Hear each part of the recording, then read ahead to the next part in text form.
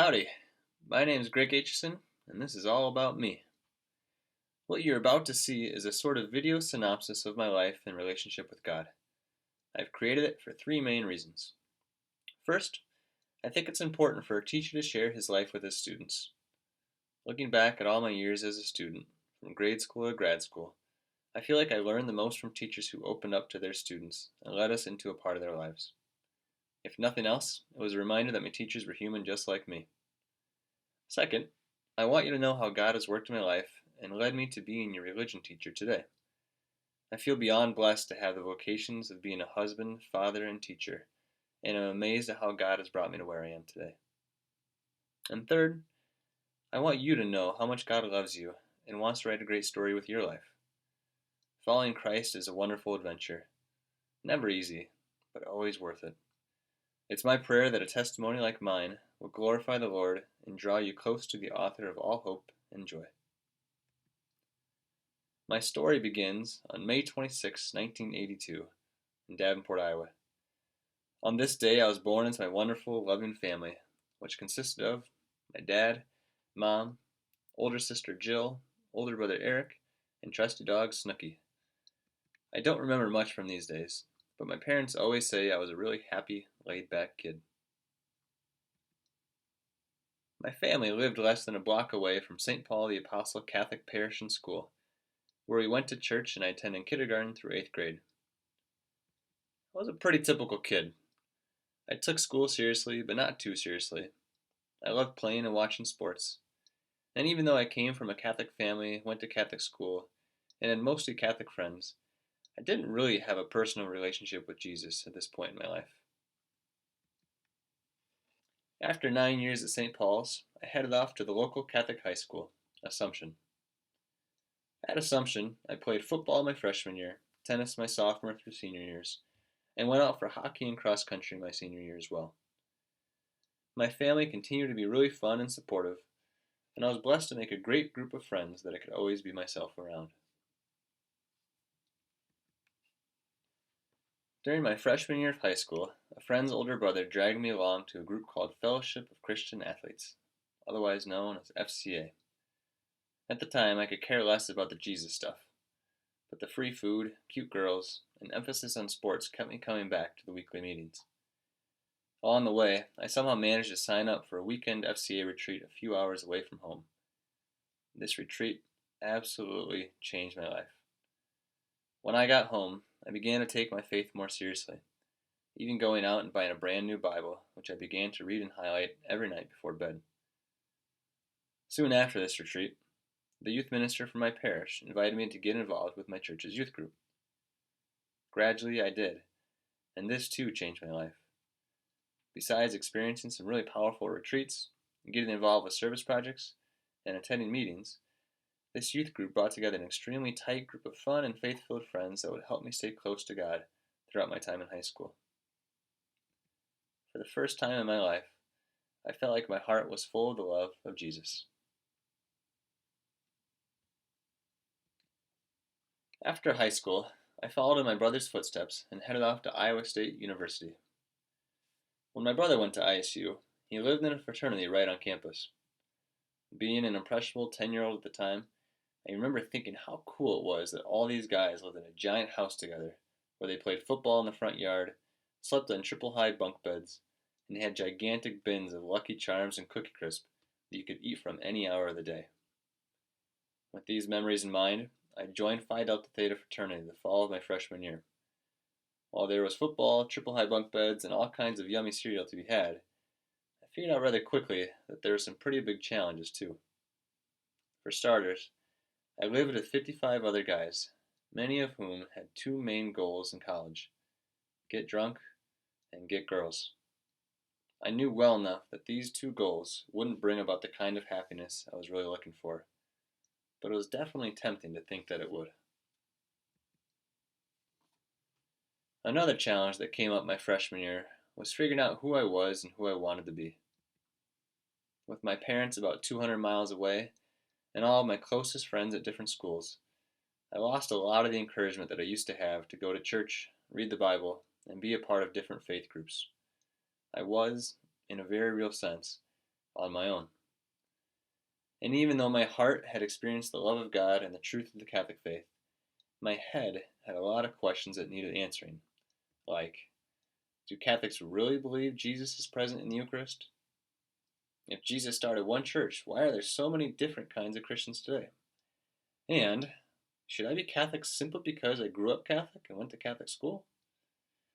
Though I didn't want to start all the way over at a new school with finding new friends, getting used to a new campus, and so on, I knew that I needed to find answers to all these nagging questions that had begun to pop up.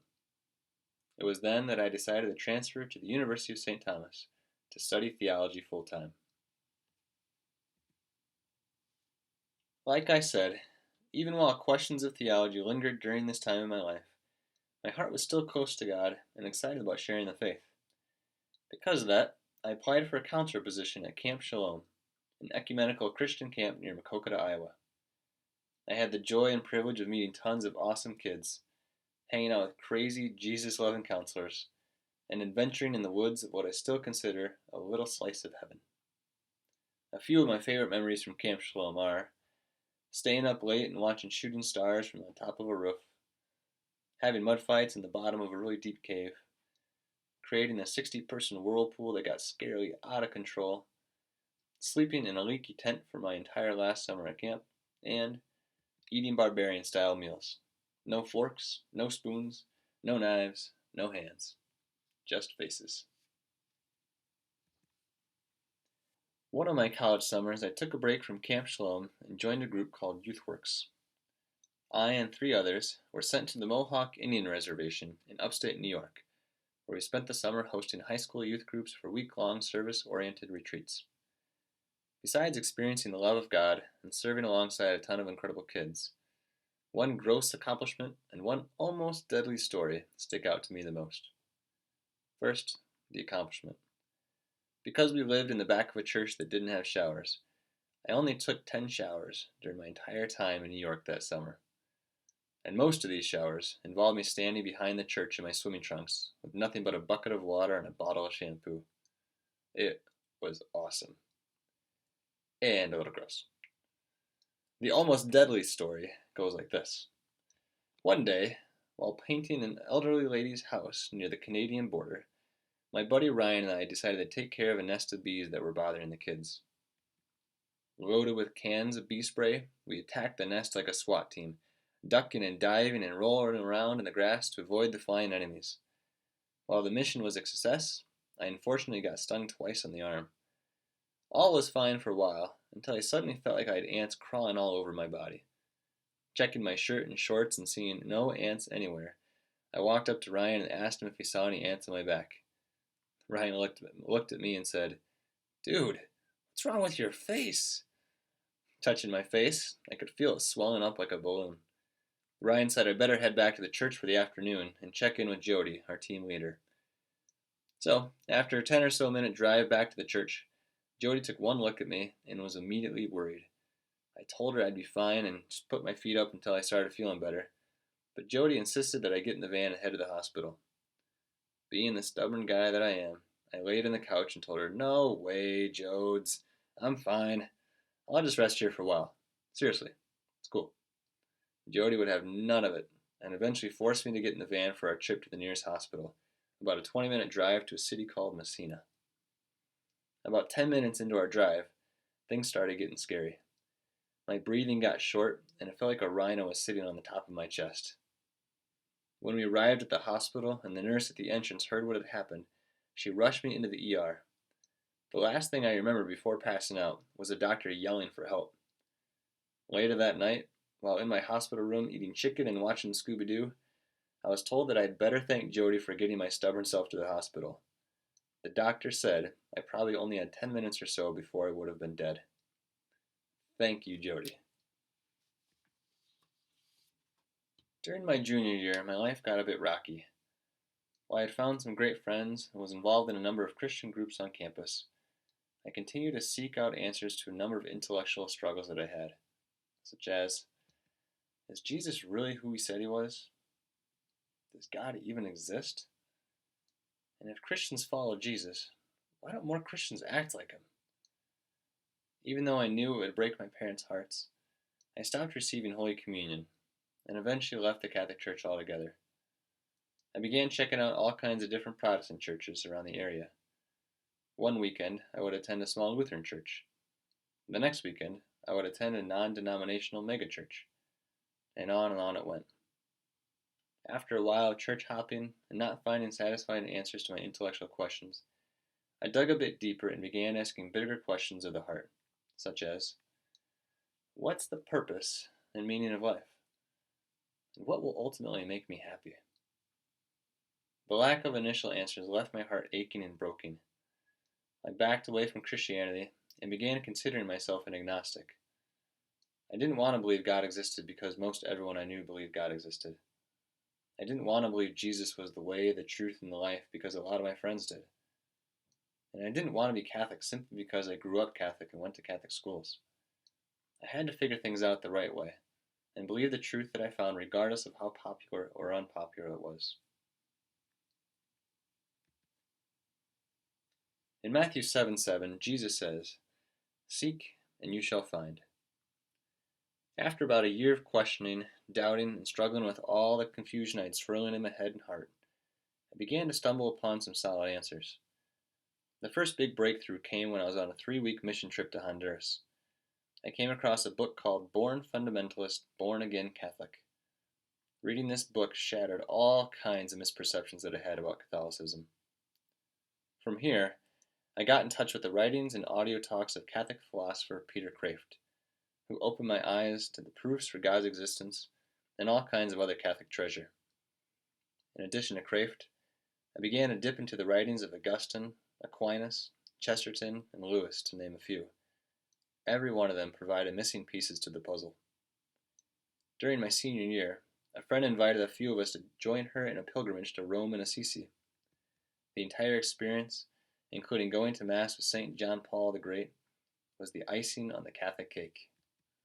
My head and my heart had discovered Jesus again, and I promptly came home to the Catholic Church.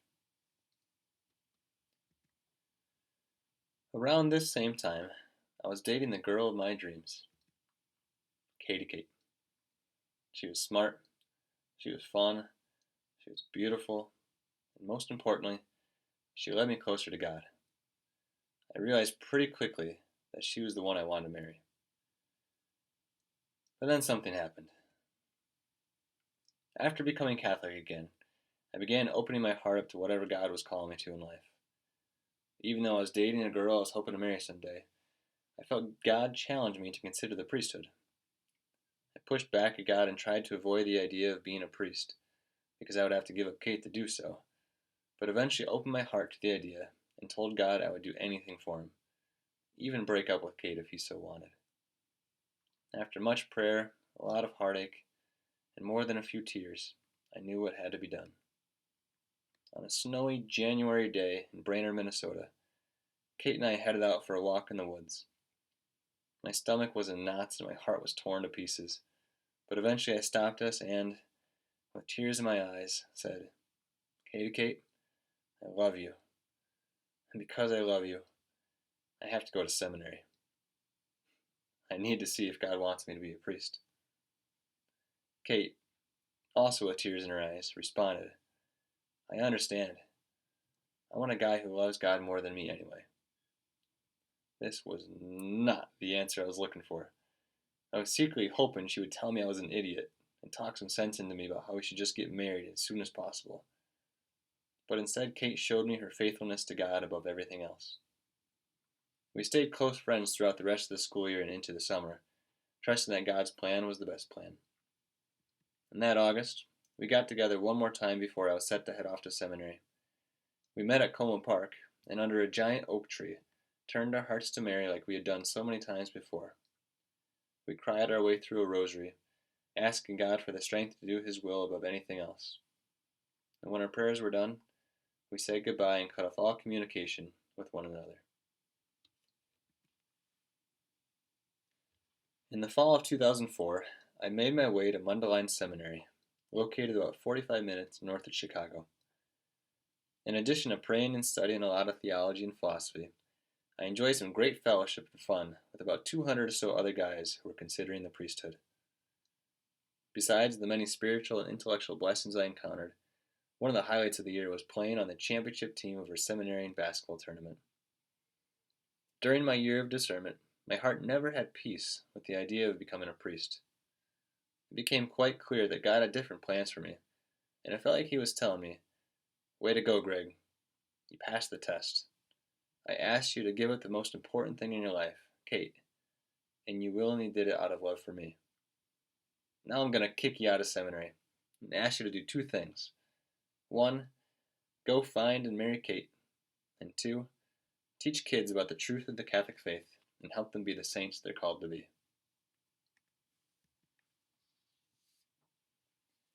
After leaving seminary, I began dating Kate again and was accepted into Notre Dame's Alliance for Catholic Education program, also known as ACE. Through ACE, I spent 2 summers taking classes at Notre Dame, and then 2 years teaching at a low-income school in Texas. I also lived in community with 6 teacher roommates who loved to be silly and cheer on the Irish.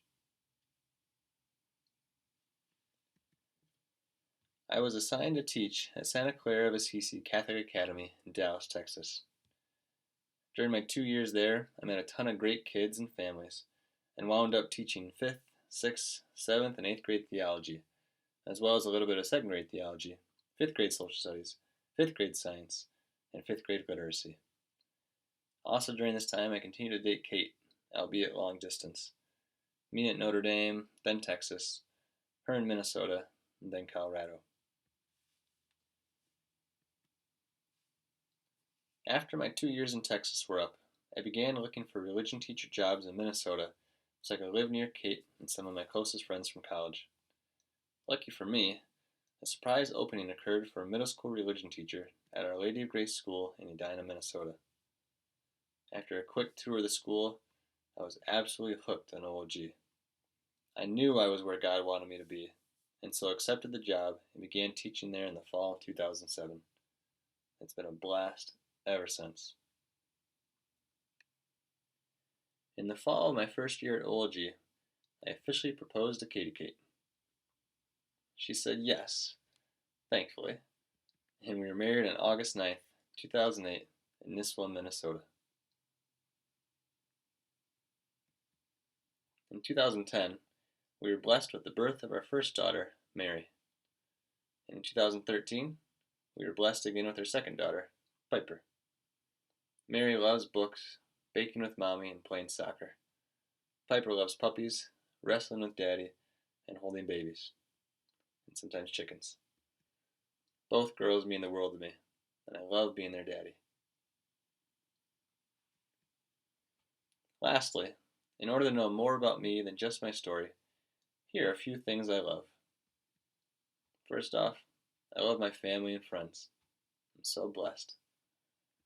I also love Iowa. Maybe a little too much.